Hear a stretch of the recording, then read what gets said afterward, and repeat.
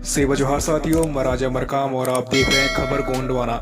साथियों, आज हम आपको बताने जा रहे हैं गोंडवाना की आन बान शान, वीर साहसी, त्याग और ममता की मूर्ति वीरांगना रानी दुर्गावती के इतिहास के बारे में। साथियों, रानी दुर्गावती का नाम भारत की उन महानतम वीरांगनाओं की सबसे अग्रिम पंक्ति में आता है जिन्होंने मातृभूमि और अपने आत्मसम्मान की रक्षा हेतु अपने प्राणों का बलिदान दिया।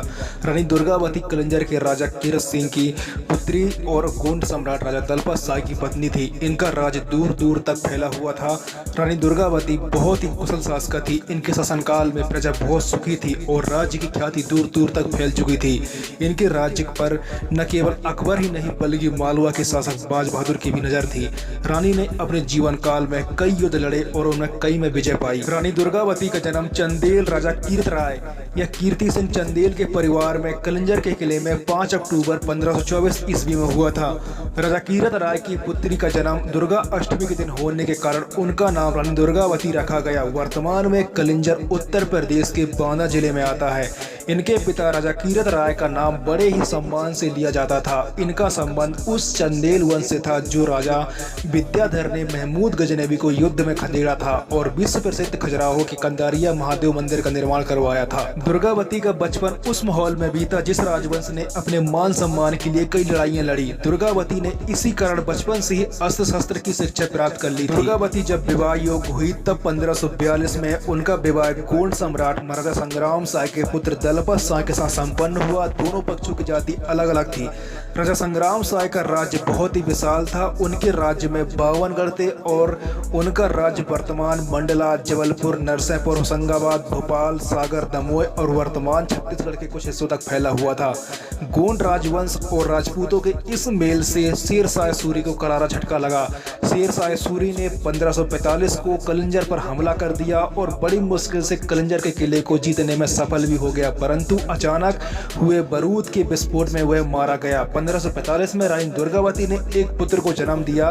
पुत्र का नाम वीर नारायण रखा गया। 1550 में राजा दलपत शाह की मृत्यु हो गई। इस दुख भरी घड़ी में रानी को अपने नाबालिग पुत्र वीर नारायण को राजगद्दी पर बिठाकर स्वयं राजकाज की बागडोर संभालनी पड़ी। रानी दुर्गावती की राजधानी सिंगौरगढ़ थी। वर्तमान में जबलपुर दमोह मार्ग पर स्थित ग्राम सिंग्रामपुर में रानी दुर्गावती की प्रतिमा से 6 किलोमीटर दूर स्थित सिंगौरगढ़ का किला बना हुआ है। सिंगौरगढ़ की अतिरिक्त मदन महल का किला और नरसिंहपुर का चौरागढ़ का किला रानी दुर्गावती के राज्य के प्रमुख गढ़ों में से एक थे। दुर्गावती का राज्य वर्तमान के जबलपुर, नरसिंहपुर, दमोह, मंडला, होशंगाबाद, छिंदवाड़ा और छत्तीसगढ़ के कुछ हिस्सों तक फैला था। दुर्गावती के शासन का मुख्य केंद्र वर्तमान जबलपुर और उसके आसपास का क्षेत्र था। अपने 2 मुख्य सलाहकारों और सेनापतियों आधार सिंह कयास्थ और मान सिंह ठाकुर की सहायता से राज्य को सफलतापूर्वक चला रही थी। रानी दुर्गावती ने 1550 से 1564 ईस्वी तक सफलतापूर्वक शासन किया। रानी दुर्गावती के शासनकाल में प्रजा बहुत सुखी थी और उनका राज्य भी लगातार प्रगति कर रहा था।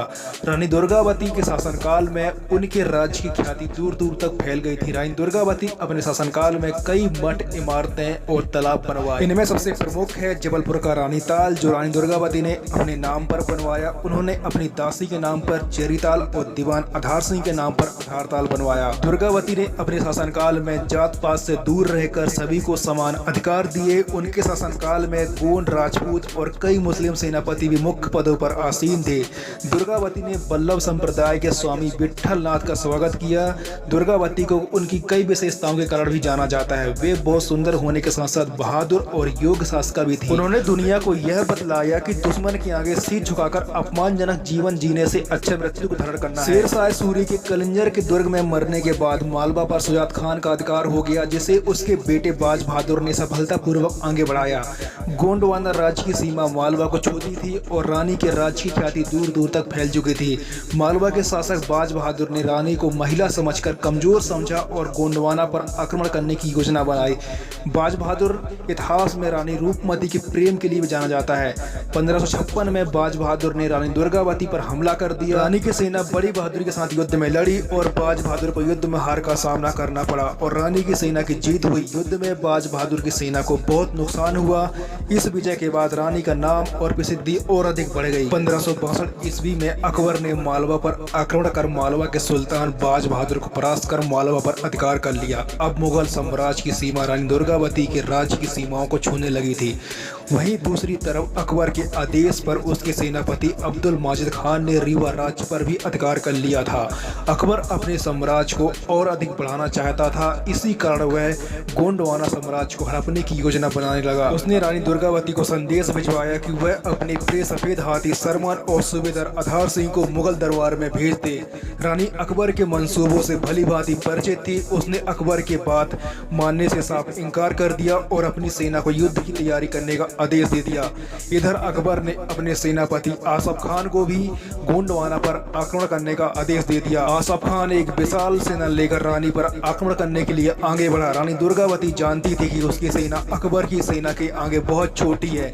युद्ध में एक ओर जहां मुगलों की विशाल सेना आधुनिक अस्त्र शस्त्र से प्रशिक्षित सेना थी, वहीं रानी दुर्गावती की छोटी सेना और पुराने परंपरागत हथियार से तैयार थी। उन्होंने अपनी सेना को नरई नाला घाटी की तरफ कूच करने का आदेश दिया। रानी दुर्गावती के लिए नरई युद्ध हेतु सुविधाजनक स्थान था, क्योंकि यह स्थान एक ओर से नर्मदा नदी की विशाल जलधारा से, दूसरी तरफ गौर नदी से घिरा था और नरई नाले के चारों तरफ घने जंगलों से घिरी पहाड़ियां थी। मुगल सेना के लिए यह क्षेत्र बहुत ही कठिन था। जैसे ही मुगल सेना ने घाटी में प्रवेश किया, रानी के सैनिकों ने उन पर धावा बोल दिया। लड़ाई में रानी के सेना के फौजदार अर्जुन सिंह मारे गए।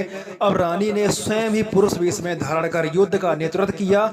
दोनों तरफ से सेनाओं को काफी नुकसान हुआ। शाम होते होते रानी की सेना ने मुगल सेना को घाटी से खदेड़ दिया और इस दिन की लड़ाई में रानी दुर्गावती की विजय हुई। रानी रात में ही दोबारा मुगल सेना पर हमला कर उसे भारी नुकसान पहुंचाना चाहती थी, परंतु उनके सलाहकारों ने उन्हें ऐसा नहीं करने की सलाह दी। अपनी सेना से तिलमिलाई मुगल सेना के सेनापति आसफ खान ने दूसरे दिन विशाल सेना एकत्रित की और बड़ी बड़ी तोपों के साथ दोबारा रानी पर हमला बोल दिया। रानी दुर्गावती भी अपने प्रिय सफेद हाथी सरमन पर सवार होकर युद्ध मैदान में उतरी। रानी के साथ राजकुमार वीर नारायण भी थे। रानी की सेना ने कई बार मुगल सेना को पीछे ढकेला। कुंवर वीर नारायण के घायल हो जाने से रानी ने उन्हें युद्ध से बाहर सुरक्षित जगह भिजवा दिया। युद्ध के दौरान एक तीर रानी दुर्गावती के कान के पास लगा और दूसरा तीर उनकी गर्दन में लगा। तीर लगने से रानी कुछ समय के लिए अचेत हो गई। जब पुनः रानी को होश आया, तब तक मुगल सेना हावी हो चुकी थी। रानी के सेनापतियों ने उन्हें युद्ध का मैदान छोड़कर सुरक्षित स्थान पर जाने की सलाह दी, परंतु रानी ने इस सलाह को दरकिनार कर दिया।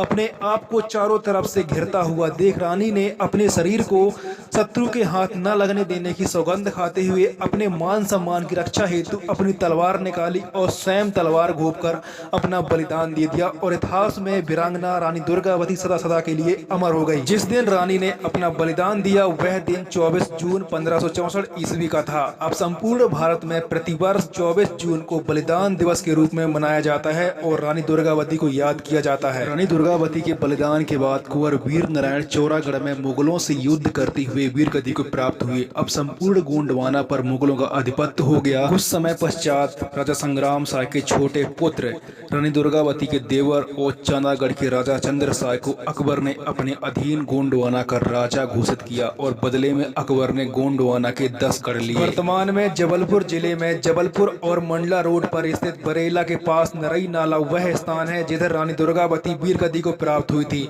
अब इसी स्थान के पास बरेला में रानी दुर्गावती का समाधि स्थल है। प्रतिवर्ष 24 जून को रानी दुर्गावती के बलिदान दिवस पर लोग इस स्थान पर उन्हें श्रद्धा सुमन अर्पित करते हैं। रानी दुर्गावती के सम्मान में 1983 में जबलपुर विश्वविद्यालय का नाम बदलकर रानी दुर्गावती विश्वविद्यालय कर दिया गया। भारत शासन द्वारा 24 जून 1988 को रानी दुर्गावती के बलिदान दिवस पर एक डाक टिकट जारी कर रानी दुर्गावती को याद किया। जबलपुर में स्थित संग्रहालय का नाम भी रानी दुर्गावती के नाम पर रखा गया। मंडला जिले के शासकीय विश्वविद्यालय का नाम भी रानी दुर्गावती के नाम पर रखा गया। इसी प्रकार कई जिलों में रानी दुर्गावती की प्रतिमाएं लगाई गई और कई शासकीय इमारतों का नाम भी रानी दुर्गावती के नाम पर रखा गया। धन्य है रानी दुर्गावती जिन्होंने अपने स्वाभिमान और देश की रक्षा के लिए अपना बलिदान दिया। वीरांगना रानी दुर्गावती को सत सत नमन और सेवा सेवा सेवा जोहार। साथियों, वीडियो अच्छी लगी हो तो चैनल को सब्सक्राइब जरूर करें। जय सेवा, जय बड़ादेव, जय गोंडवाना।